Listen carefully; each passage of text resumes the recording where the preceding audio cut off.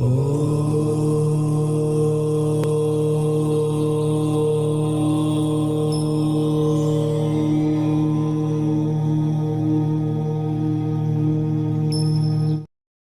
కళ్యాణం పచ్చతోరణంగా విరాజిల్లుతున్న మురమళ్ళ. వివాహం ఆలస్యం అయిన వాళ్ళకి ఇక్కడికి వచ్చి మొక్కుకుని కళ్యాణం చేసుకుంటే సంవత్సరం తిరగకుండానే వివాహం జరుగుతుంది. ఇక్కడ ప్రత్యేకత అమ్మవారు స్వామివారు ఏకపీఠ మీద కూర్చుని శ్రీ భద్రకాళి సమేత వీరేశ్వర స్వామిగా భక్తులకు దర్శనమిస్తారు.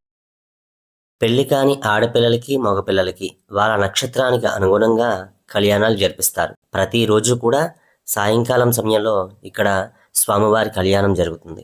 ఈ ఆలయానికి క్షేత్రపాలకుడిగా శ్రీ లక్ష్మీ నరసింహస్వామి ఉండడం మరో విశేషం. ఇది ఒక చక్కటి గుడి. ఈ మురమళ్ళ ఊరే చూడడానికి చాలా ముచ్చటగా ఉంటుంది. డాక్టర్ బిఆర్ అంబేద్కర్ కోనసీమ జిల్లా పోలవరం మండలంలోని మురమళ్ళ గ్రామంలో వీరేశ్వర స్వామి వారి యొక్క దేవస్థానం ఉంది. ఈ మురమళ్ళ గ్రామం చేరుకోవటానికి మన తెలుగు రాష్ట్రాల నుంచి విజయవాడ, రాజమండ్రి ఎక్కడి నుంచైనా ముందుగా అమలాపురం చేరుకోవాలి. అమలాపురం నుంచి మురమళ్ళ 22 కిలోమీటర్ల దూరంలో ఉంటుంది. అమలాపురం నుంచి మురమళ్ళ రావడానికి బస్సులు, ఆటోలు అలాగే ప్రైవేట్ వెహికల్స్ సౌకర్యం కూడా ఉన్నాయి. ఇక్కడ కళ్యాణం చేసుకుంటే నిజంగానే వివాహం జరుగుతుందా అంటే అవును, నిజమే అని చెప్పాలి.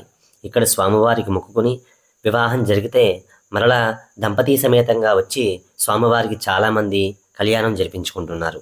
మనకి చాలా ఆలయాలు, క్షేత్రాలు ఉన్నాయి. కానీ ఇక్కడ ఈ మురమళ్ళలో కళ్యాణం చేసుకుంటేనే వివాహం ఎందుకు జరుగుతోంది, అలాగే ఈ ఆలయం యొక్క విశిష్టత, స్థల పురాణాలు ఏం చెప్తున్నాయి, ఇవన్నీ కూడా మన ఆలయ అర్చకుల వారిని అడిగి తెలుసుకుందాం. అలాగే ఇలాంటి మంచి విషయాల్ని మనతో పాటు ఒక 10 మందికి షేర్ చేయండి. వీడియో అయితే స్కిప్ చేయకుండా చివరి వరకు చూడండి. ఈ క్షేత్రం గురించి A to Z డీటెయిల్స్ చెప్పడం జరుగుతోంది.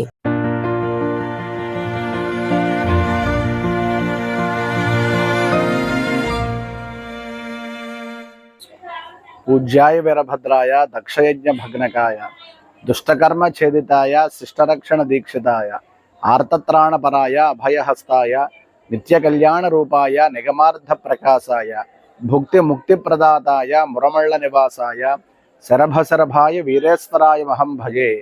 భరద్వాజాంతర్భూత పావన వృద్ధ గౌతప్రతి తీరం ఈ కోనసీమ ప్రాంతంలో మునిమండల గ్రామం మురమళ్ళ గ్రామంలో శ్రీ భద్రకాళి సమేత వీరేశ్వర స్వామి వారు నిత్య కళ్యాణం పచ్చతోరణంగా విరాజుతున్నారు. స్వామివారికి ఇక్కడ ప్రతిరోజు కూడా కళ్యాణం జరగాలి, పచ్చతోరణం కట్టాలి.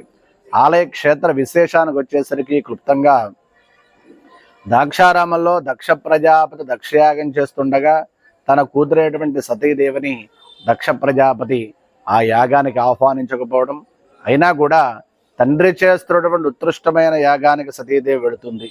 అక్కడ దక్ష ప్రజాపతి కూతురిని అవమానిస్తారు. పిలవని పేరంటానికి ఎందుకు వచ్చావంటూ తండ్రి చేసిన అవమానాన్ని భరించినటువంటి సతీదేవి తన యోగాగ్ని చేత కుడికాలు బొటనవేలు భూమికి రాసి అగ్ని సృష్టించుకుని ఆత్మార్పణం చేసుకుంటుంది సతీదేవి.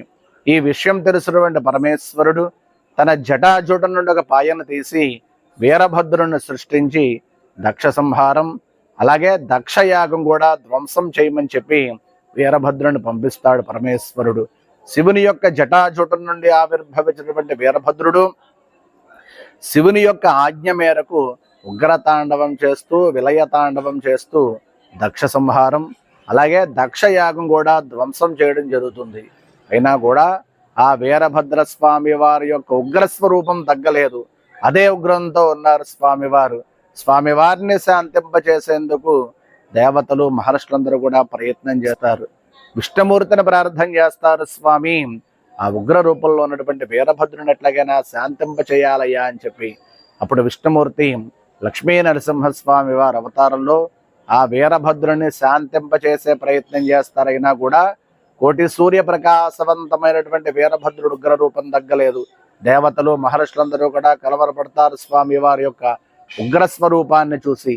ఆయన్ని శాంతింప చేయడం కోసం అని చెప్పి శతవిధాల ప్రయత్నం చేస్తూ ఆఖరి ప్రయత్నంగా అమ్మవారిని ధ్యానం చేస్తారమ్మా, ఆ వీరభద్రుని యొక్క ఉగ్రాన్ని తగ్గించే మార్గం చూడాలని చెప్పి. అప్పుడు అమ్మవారు షోడశ కళలలో ఒక కళ అయినటువంటి భద్రకాళి అమ్మవారు ఒక గాంధర్వ కన్యగా కన్యావతారం ఎత్తి దగ్గరలో ఉన్నటువంటి తటాకలను పైకి వచ్చి అశ్శర్భసర అంటూ ఆ ఉగ్ర రూపంలో ఉన్నటువంటి వీరభద్రుడి ముందు వచ్చి నిలబడుతుంది. వెంటనే అమ్మవారిని చూసి స్వామివారు మోహించి శాంతిస్తారు.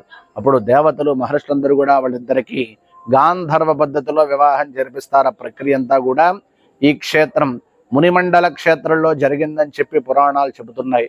భరద్వాజాంతరభూత పావన వృద్ధ గౌతమి.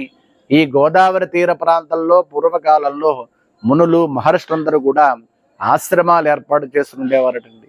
పూర్వకాలంలో ముని మండలిగా పిలువబడేది వాడుకలో మురమళ్ళగా మారింది. ఎప్పుడైతే ఆ ఉగ్ర రూపంలో ఉన్నటువంటి వీరభద్రుడికి ఇచ్చి భద్రకాళి అమ్మవారిని గాంధర్వ పద్ధతిలో వివాహం జరిపించి శాంతపరిచారో, స్వామివారి శాంతస్వరూపుడై ఇక్కడ భద్రకాళి వీరేశ్వర స్వామి వారిగా భక్తులు దర్శనం ఇవ్వడం జరుగుతోంది. స్వామివారిని శాంతింపచేసేందుకు నిత్యం కళ్యాణం పచ్చతోరణం ప్రతిరోజు కూడా అమ్మవారిని ఇచ్చి స్వామివారికి పెళ్లి చేయాలి, కళ్యాణం జరగాలి, లేదంటే మళ్ళీ ఆయనకి ఉగ్ర రూపం వస్తుందని చెప్పి ఇక్కడ జరిగే కళ్యాణ ప్రక్రియ ప్రపంచవ్యాప్తంగా ఎక్కడా కనిపించదు. అర్చకుల యక్షగానాల మధ్య వైదిక సాంప్రదాయం ప్రకారం ప్రతిరోజు కూడా ఈ విధంగా కళ్యాణం చేస్తూ ఉండాలి. పెళ్లి కాని యువతీ యువకులు, అమ్మాయిలు కానీ అబ్బాయిలు కానీ స్వామివారి కళ్యాణం జరిపించుకుంటే అతి శీఘ్రంగా వారికి వివాహం జరుగుతుందని చెప్పి ప్రగాఢ విశ్వాసం భక్తుల్లో ఉంది.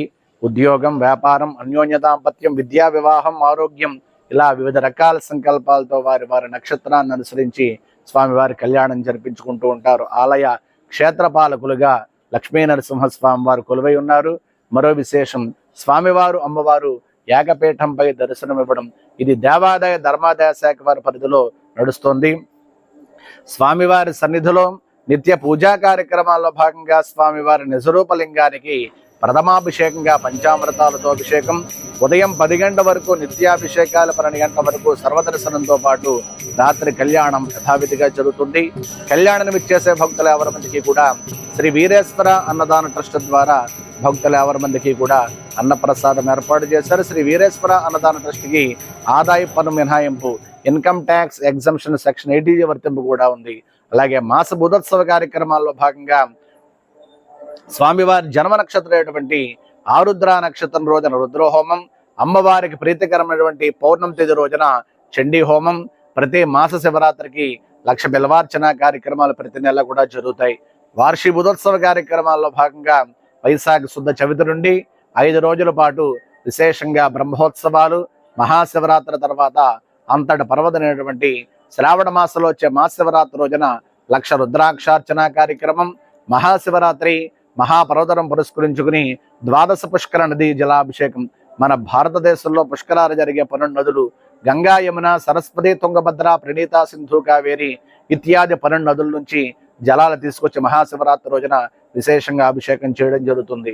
పై పూజా కార్యక్రమంలో పాల్గొనే భక్తులు ఎవరి మంది కూడా దేవాదాయ ధర్మాదాయ శాఖ వారి అధికారిక వెబ్సైట్ aptemples.ap.gov.in ద్వారా కానీ శ్రీ వీరేశ్వర స్వామి temple.com ద్వారా కానీ నమోదు చేసుకోవలసిందిగా తెలియజేస్తున్నాం. కావున భక్తులు ఎవరి మంది కూడా స్వామివారి ఆలయానికి విచ్చేసి తరించవలసిందిగా కోరుతూ, నా పేరు రవిశర్మ, నాగభట్ల, ఆలయ స్వస్తివాచకులు.